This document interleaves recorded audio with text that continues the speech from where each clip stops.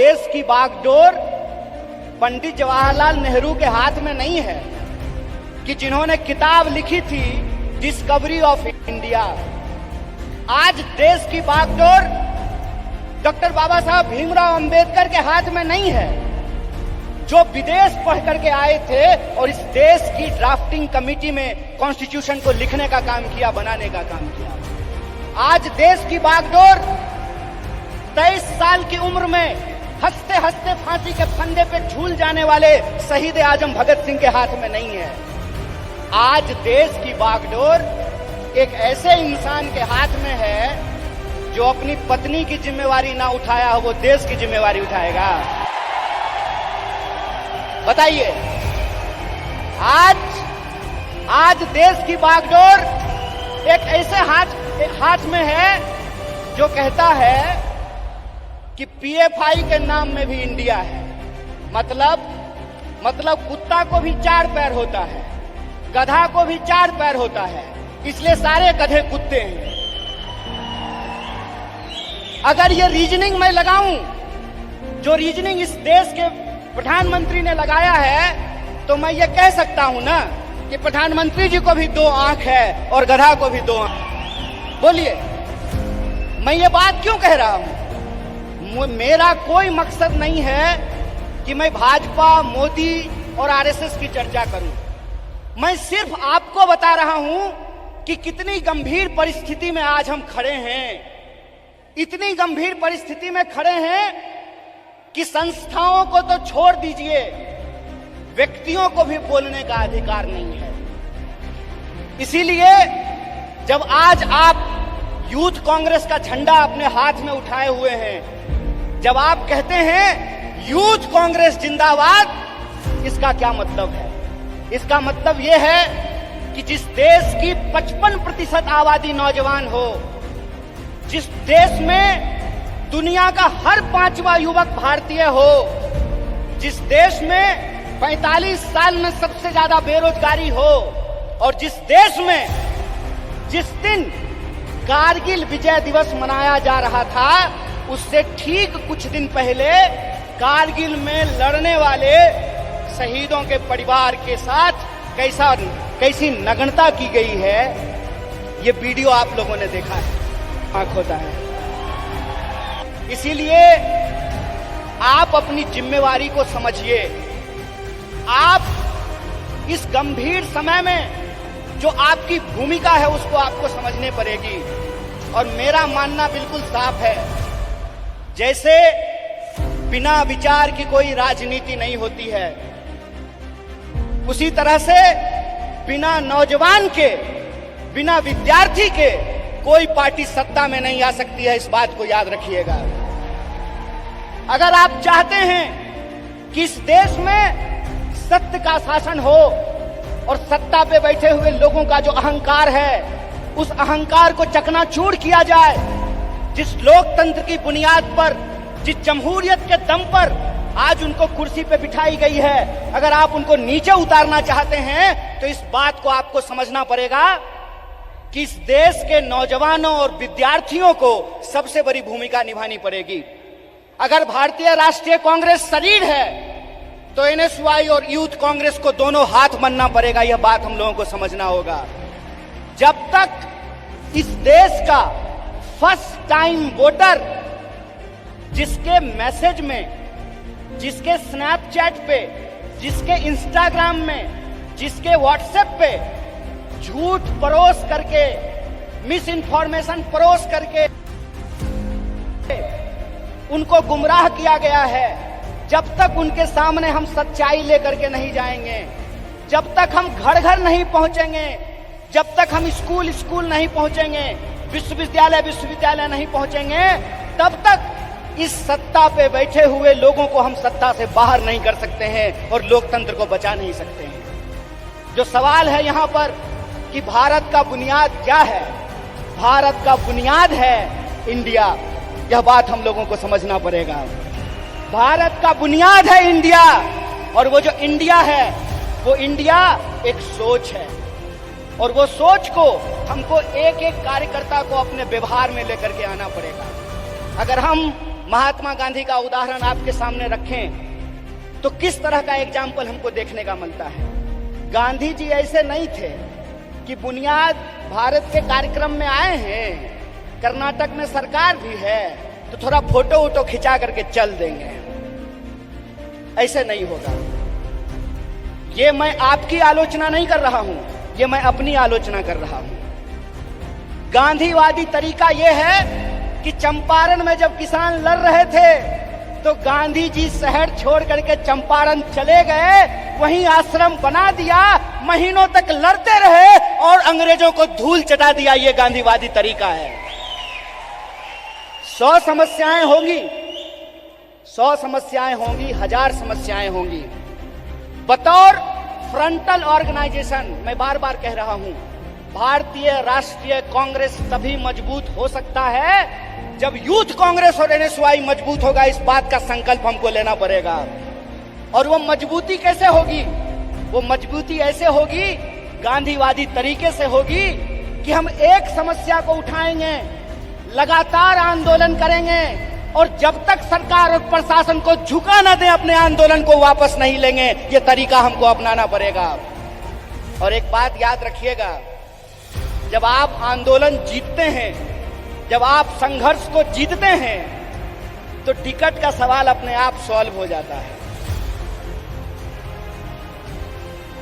यह बात मैं इसलिए कह रहा हूं कि शायद लोगों को इस देश के इतिहास को दोबारा जाकर के देखने की जरूरत है। क्यों? क्योंकि हम उस पार्टी से हैं जिस पार्टी ने इस देश को आजादी दिलाई है। अभी कलाकार ने आजादी की बात की, हाथों की आजादी की बात की, देश की आजादी की बात की, तो एक एक भारतीय राष्ट्रीय कांग्रेस के कार्यकर्ता को गर्व से यह बात कहनी चाहिए कि हम वो लोग हैं जो इस देश को आजादी दिलाए हैं और आजाद देश में आजादी को बचाएंगे भी। इस बात को हमको याद रखना है। और अगर हमने इसका संकल्प लिया है तो मैं एक उदाहरण आप लोगों को देना चाहता हूं, खास करके जो हमारी महिलाएं यहाँ पे बैठी हुई हैं। जब कांग्रेस पार्टी हार गई थी श्रीमती गांधी के नेतृत्व में, तो उस वक्त लोगों ने कहा था कि कांग्रेस समाप्त हो गया है। उसके बाद श्रीमती गांधी बिहार गई थी, जहां से मैं आता हूं। वहां पे एक नरसंहार हुआ था और श्रीमती गांधी हाथी पे बैठ करके गई थी शोषितों से मिलने के लिए, उन नरसंहार के जो पीड़ित थे उन परिवारों से मिलने के लिए। और उनके साथ हाथी पे बैठी हुई एक महिला थी, जिस महिला का नाम प्रतिभा देवी सिंह पाटिल है, जो इस देश की पहली महिला राष्ट्रपति बनी थी। इसीलिए हम कहते हैं, गीता में भी लिखा हुआ है कि कर्म करो, फल की चिंता मत करो। आज आप यूथ कांग्रेस के कार्यकर्ता हैं, एनएसयूआई के कार्यकर्ता हैं, आपको कर्म करने की जरूरत है। और हमारा कर्म क्या है? हमारा कर्म है अपने विचार पर चलना। और हमारा विचार क्या है? हमारा विचार है इस देश का संविधान, संविधान की प्रस्तावना। और प्रस्तावना कहता है, हम भारत के लोग भारत को प्रभुत्व संपन्न, समाजवादी, धर्मनिरपेक्ष और लोकतांत्रिक गणराज्य बना करके रखना चाहते हैं। इसीलिए जब ये विचारधारा हमारे पास है, इस देश को आजादी दिलाने का इतिहास हमारे पास है, और आज के वक्त में हमको गर्व से यह बात कहना चाहिए कि हम मल्लिकार्जुन खड़गे के सिपाही हैं। हमको गर्व से यह बात कहना चाहिए कि हम राहुल गांधी के सिपाही हैं, क्योंकि राहुल गांधी ने कहा है, डरो मत। और उनको डरने की जरूरत नहीं है जो किसी के खिलाफ गलत नहीं किए हैं। उनको डरने की जरूरत नहीं है जो झूठ बोलते हैं। जो झूठ बोलते हैं वो डरें, जो सत्य पे चलते हैं उनको डरने की जरूरत नहीं है। एक निडर सिपाही की तरह जिस तरह से माननीय राहुल गांधी जी विपक्ष की मुखर आवाज बने हैं, उस आवाज को हमको घर घर पहुंचाना होगा। और इस देश की जो बुनियाद है, भारत की जो बुनियाद है, वो इस देश की संविधान की प्रस्तावना में लिखा हुआ है। उस प्रस्तावना को हमको घर घर लेकर के जाना पड़ेगा। कई बार कार्यकर्ता आकर के हमसे सवाल पूछते हैं कि हमको वैचारिक कार्यकर्ता नहीं मिल रहा है। साहब, गांधीवादी एक तरीका है कि सत्य को किसी गवाही की जरूरत नहीं होती है। और गांधीवादी तरीका यह होता है कि आपको बोलने की जरूरत नहीं है, एक्शन ही आपका कम्युनिकेशन होना चाहिए। आपके एक्शन में वो सारी बातें दिखनी चाहिए। एक बात कहिए कि मैं बहुत महंगा शर्ट पहन करके मोटा मोटा सोना का सिकड़ी पहन करके 5 करोड़ का गाड़ी लेकर के आपके पास आऊं और मंच पे खड़ा होकर के गरीबी पे भाषण दूं, आप हम पे भरोसा कीजिएगा? एक्शन ही कम्युनिकेशन होता है। हमको अपने एक्शन को अपना कम्युनिकेशन बनाना पड़ेगा और हमारा कम्युनिकेशन बिल्कुल साफ है। हमारा कम्युनिकेशन बिल्कुल साफ है कि यह देश सबका था, सबका है और सबका रहेगा। यह हमारा संकल्प है। हमारा संकल्प है कि इस देश में पैदा होने वाला कोई भी व्यक्ति, चाहे उसकी जाति कुछ भी हो, इस देश में पैदा होने वाला कोई भी इंसान, चाहे उसका लिंग कुछ भी हो, इस देश में पैदा होने वाला कोई भी मनुष्य, चाहे उसका धर्म कुछ भी हो, वो इस देश का नागरिक है। और नागरिक होने का मतलब होता है कि राजा का बेटा राजा नहीं बनेगा।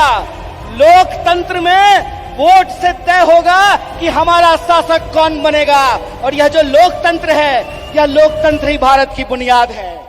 यह लोकतंत्र ही भारत की बुनियाद है। और इसी लोकतंत्र को बचाने का काम यूथ कांग्रेस के एक एक कार्यकर्ताओं को करना पड़ेगा।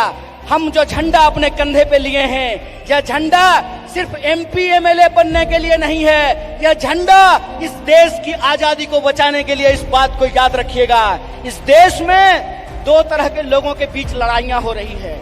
इस मुल्क में 2 तरह के लोग हैं। एक वो लोग हैं जो नफरत फैलाते हैं, एक वो लोग हैं जो इंसान को आपस में बांटते हैं, एक वो लोग हैं जो ऊंच नीच करते हैं, एक वो लोग हैं जो इंसान को लड़ा करके इस देश की शक्ति को कमजोर करते हैं। एक हम वो लोग हैं जो नफरत के खिलाफ हमको मोहब्बत की आवाज को बुलंद करना पड़ेगा। और आखिरी बात बोल करके खत्म करूंगा। जब साहब गा रहे थे तो इनकलाब की बात कर रहे थे, लेकिन हमारे कुछ कार्यकर्ता उसको मोहब्बत की तरह ले रहे थे। तो आखिरी बात बोल करके खत्म करूंगा कि जो नौजवान इश्क नहीं करता वो इनकलाब भी नहीं कर सकता है। जो इंसान मोहब्बत नहीं कर सकता वो परिवर्तन भी नहीं कर सकता है। हम इश्क करेंगे, नफरत को हराएंगे, संविधान की आवाज को बुलंद करके इनकलाब लेकर के आएंगे। और हम उस रास्ते पे चलेंगे जिस रास्ते पे महात्मा गांधी ने चला और एकता का संदेश दिया। हम उस रास्ते पे चलेंगे जिस पर पंडित जवाहरलाल नेहरू ने चला और साहस का परिचय दिया। हम उस रास्ते पर चलेंगे जिस पर डॉक्टर बाबा साहब भीमराव अंबेडकर चले और समानता का बात किया। हम भगत सिंह के वासी हैं, हम भगत सिंह के वासिंदे हैं, हम भगत सिंह के वारिस हैं। हमको भगत सिंह के सपनों का देश बनाना है, गांधी के रास्ते पे चलना है और अंबेडकर के विचारों को आगे लेकर के जाना है। इसी आशा और विश्वास के साथ कि भारत की बुनियाद इंडिया में है और इंडिया की जो शक्ति है उसको हमको जोड़ना है। एक आखिरी नारा बोल करके अपनी बात को खत्म करूंगा। मैं विद्यार्थियों के कार्यक्रम में कहता हूं, जुड़ेगा विद्यार्थी, जुड़ेगा विद्यार्थी, जुड़ेगा विद्यार्थी, उसी तरह से जुड़ेगा नौजवान, जुड़ेगा नौजवान, जुड़ेगा नौजवान, जीतेगा इंडिया। इसी आशा और विश्वास के साथ एक बार फिर से यूथ कांग्रेस की पूरी टीम को NSY की तरफ से बधाई देते हुए अपनी बात को खत्म करूंगा। शुक्रिया। इनकलाब जिंदाबाद। जय हिंद, जय भारत, जय कांग्रेस।